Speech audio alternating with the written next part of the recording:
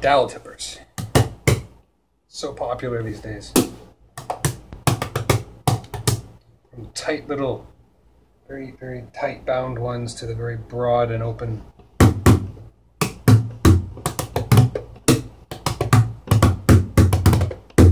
It's neat. They seem to be sort of the mainstay. You know, the dowel tipper seems to be the mainstay of more contemporary playing and whatnot.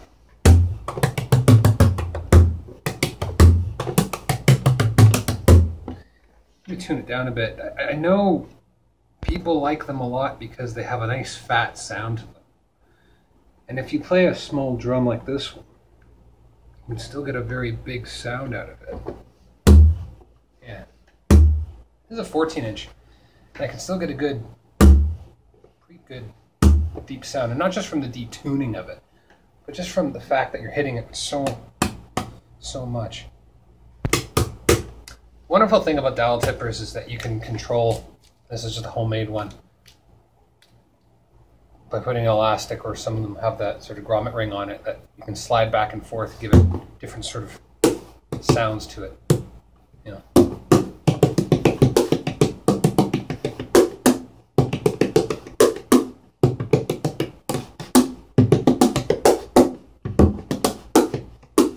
It's nice. You get sort of a fat, sort of broad hit to it.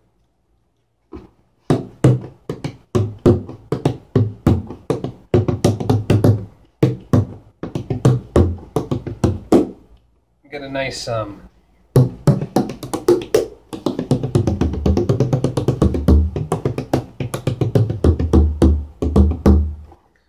fat sort of kick out of it, you know.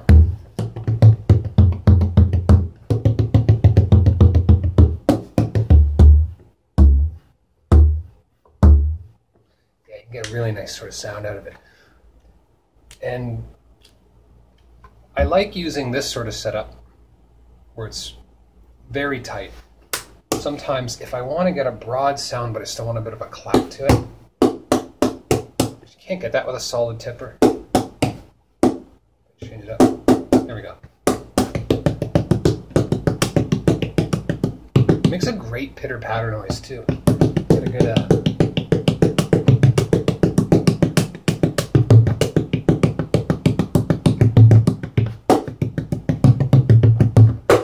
good crack on it as well. It's nice. A really nice sound out of it. A lot of control too, because you can also hit very, very lightly. Get a nice, just a little bit of a pitter-patter noise.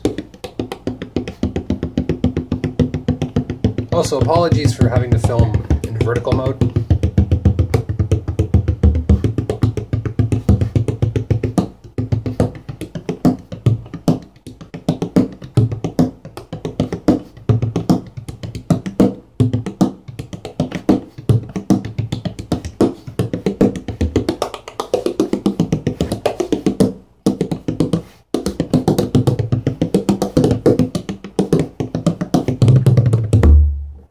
Nice.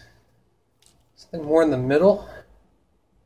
It's got more of a standard, what I would normally use, somewhere in the middle, where you get a nice bit of, when it strikes the skin, and it can deform and reform as it goes. This is what I would use probably the most for, say, jigs and things. Yeah, so you get some good,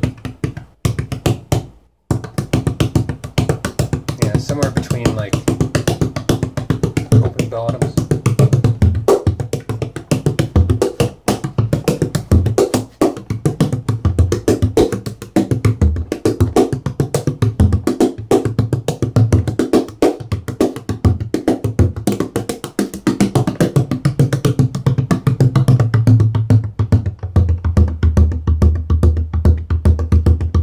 Very controllable. Doesn't bounce as much though.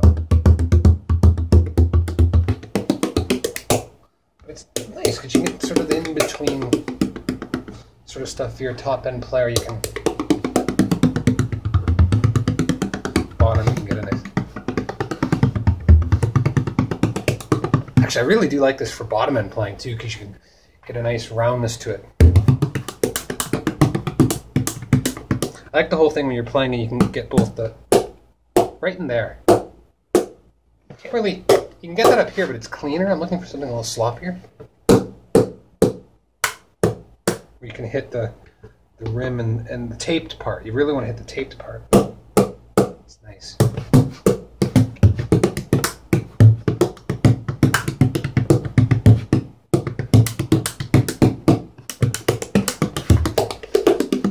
Yeah, the pitter-patter of dowel tippers are really nice. It's all going to depend on the wood that you're using in their setup around the core.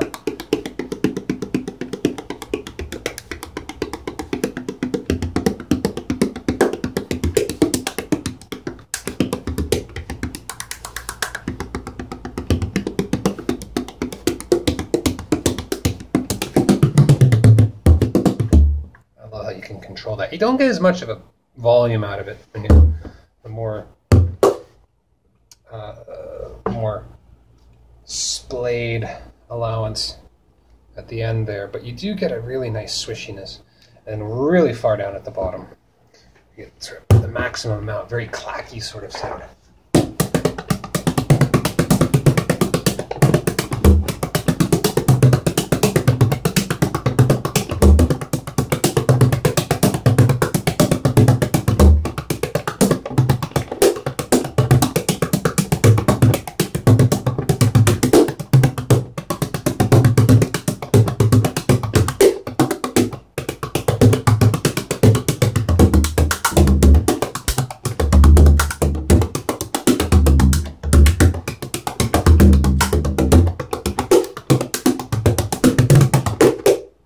Nice, you get a big fat sort of sound.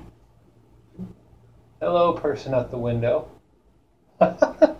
Looked in here. But yeah, nice sort of nice big clacky sound. It's nice because you don't have to hit hard to get a big sound out of it. This is very little force. I'm trying to hold it this way. Sort of more of an Eamon Murray sort of way of holding it so I can get less force imparted, unlike that whole that John Joe has. They can really smack the shite out of your drum, but that's not what I'm looking for. I'm looking for the delicate changes in and out. And in previous videos, I mentioned this about dowel tippers and tippers in general, is that when you're playing like this, you do get the sweet swish of it. But again, that's where it's hitting. It's hard to, it's very difficult to actually get that to make it work. It's easier from here. You know, I'm doing it about 45-degree angle. It's quite an acute angle, quite a sharp angle to hit. Whereas this way, the mechanics are different. Instead of throwing an arc like this, which is it's obtuse this way, but it's very acute in this direction. You know, throwing it out, I got this motion. Whereas this, I have much more obtuse angle, and I can get very acute.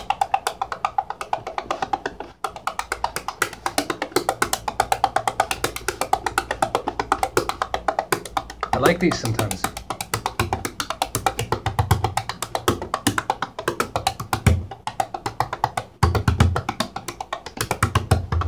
Oops.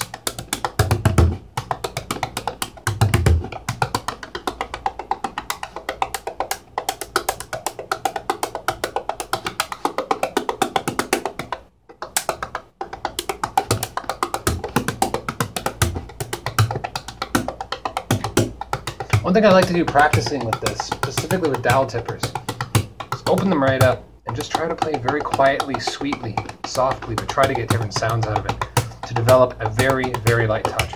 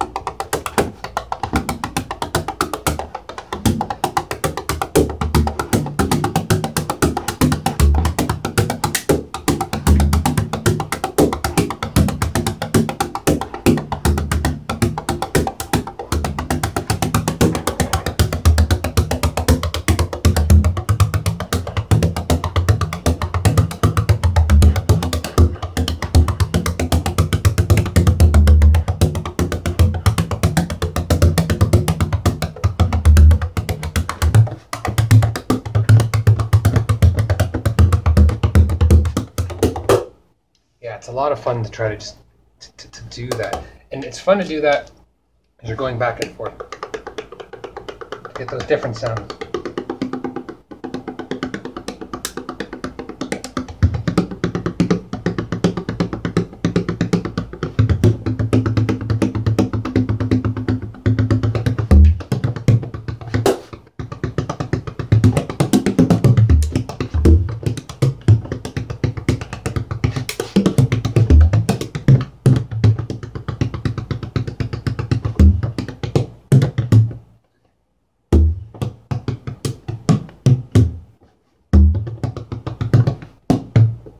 There's a lot of fun you can have with that.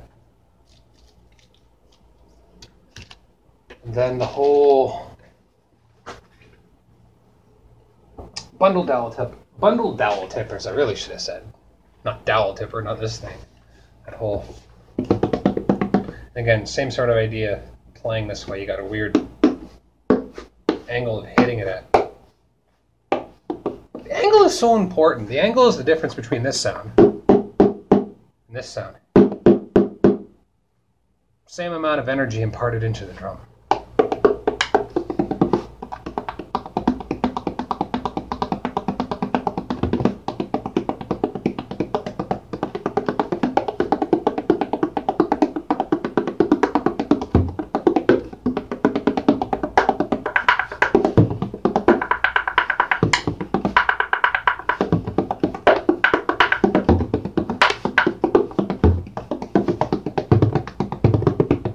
That angle, if I were to show it to you head on, I wish I could. I wish there was a camera looking straight down this way.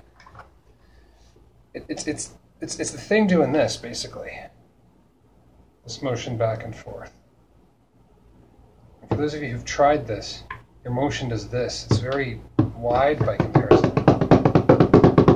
It's great because you can really get fast hits.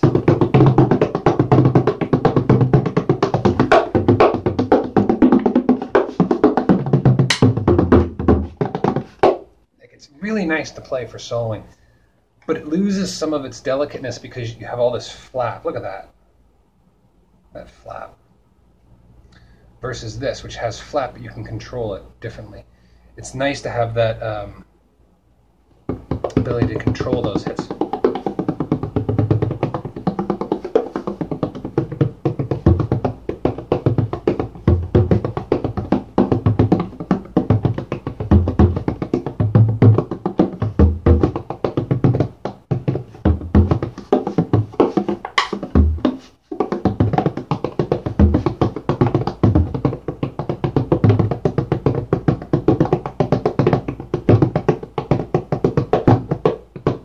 Nice. It's really, really nice. By the way, there's no real topic to this video. I just wanted to verbally mental diarrhea of dowel bundle tippers and dowel tippers. I use dowel tippers quite a lot if I want to play. I find they're really, really helpful in a session. If all I want is some percussive sound on a tonal drum, like this one, but I don't want to be loud, but I want to have some energy in playing. It's like a quiet violence when you're playing.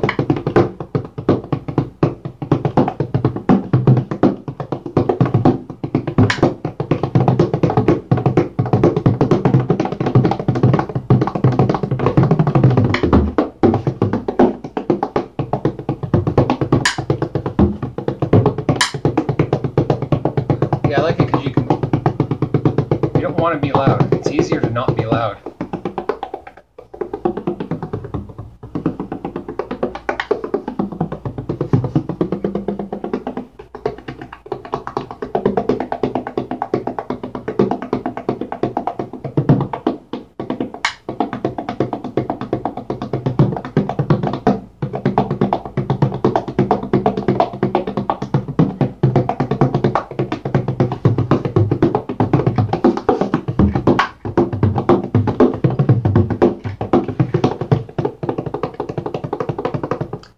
Really quiet about your playing. You can spend the time developing. Many hours have I spent trying to develop my differences in playing between this, the fast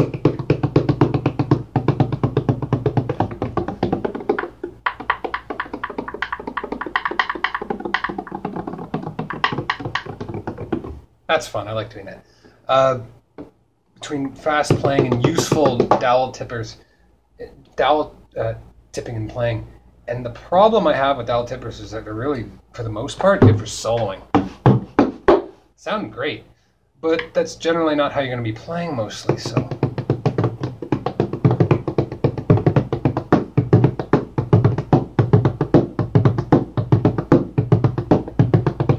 Yeah, unless you're playing with like a smaller group, maybe a few instruments, and you're mic'd or something.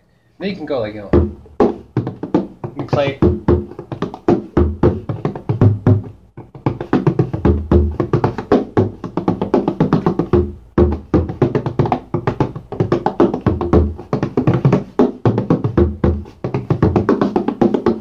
Yeah, you can use dowel tippers, but for actually playing in, in barroom scenarios or large group settings, yeah, not so great. But if you don't want to be heard too much and you want to accent maybe the higher stuff, then they make a lot of sense, because as you're playing, you don't want a sharp bass hit.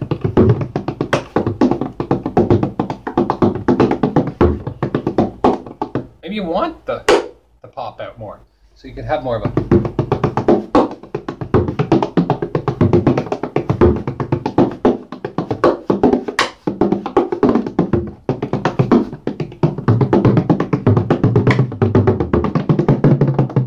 You can go hard on the bottom if you want, but it's an ongoing evolutionary journey of how to find out how to use something that's not really good for sessions versus something that seems to go over in sessions quite well. The dowel tipper, the bundle tipper seems to. You can use it.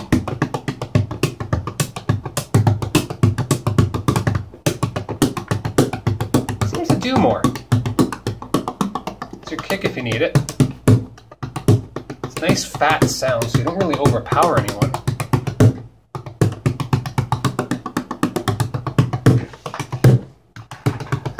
And it's up there if you need it.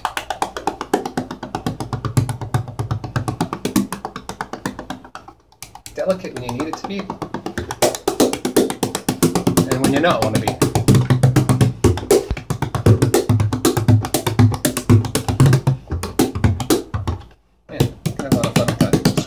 I constantly switch between this and this. It's sort of a thumb lock. It's a nice, actually, way of playing it, because you can, when you really get going, if you like to play fast,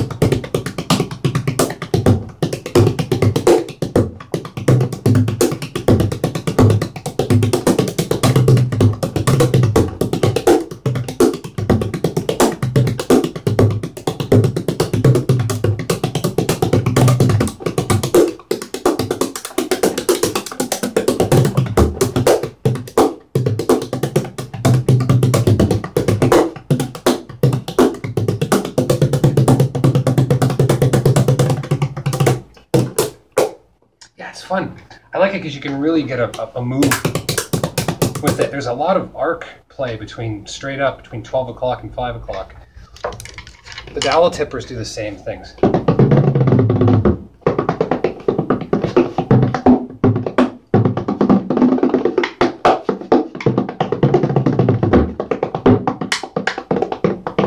It's fun. I really like doing it because you can kind of.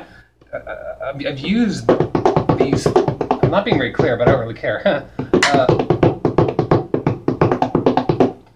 I've tried to use these different grips and these two types of tippers specifically to try to figure out how my body likes to react to playing and trying to maybe get away from the double-ended stuff. Yeah. Which is all fine and good. I just find the fusion playing more useful.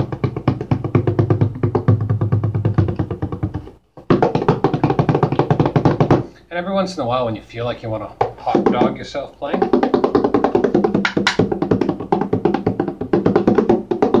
I also like it because it's very, very clean. If you're playing like this,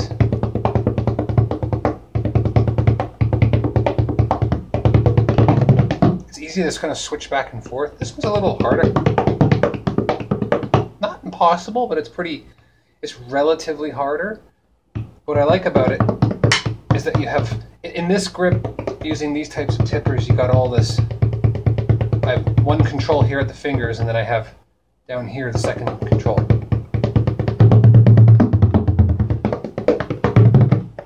I like that. Whereas here I can control it from the swing, and I can control it by tightening and loosening the thumb.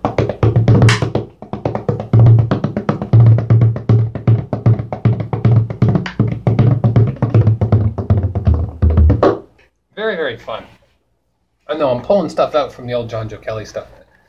It's oh, it's so much fun. I do like doing these. I didn't really have a topic. I just wanted to record something because I haven't recorded something in a while, and felt like I owed you a video. And I just wanted my brain to wander for this. The usefulness of these types of tippers are extremely helpful. What's coming? The Pat Martino video. I'm working on it. Got to perfect it first. Could be next month. Working quite hard on it though. Using about an hour a day. Giving it a shot. Also coming up, more stuff that's useful with the double-headed playing. So more of the carry stuff, and we're going to be doing, in the next video, is carry and the jazz brush on the back to do snare techniques, and I really, really, really cannot wait to get that video recorded. I just haven't wrote it up yet. So hopefully I'll see you then, and thanks for floating with me today. Thanks. Bye.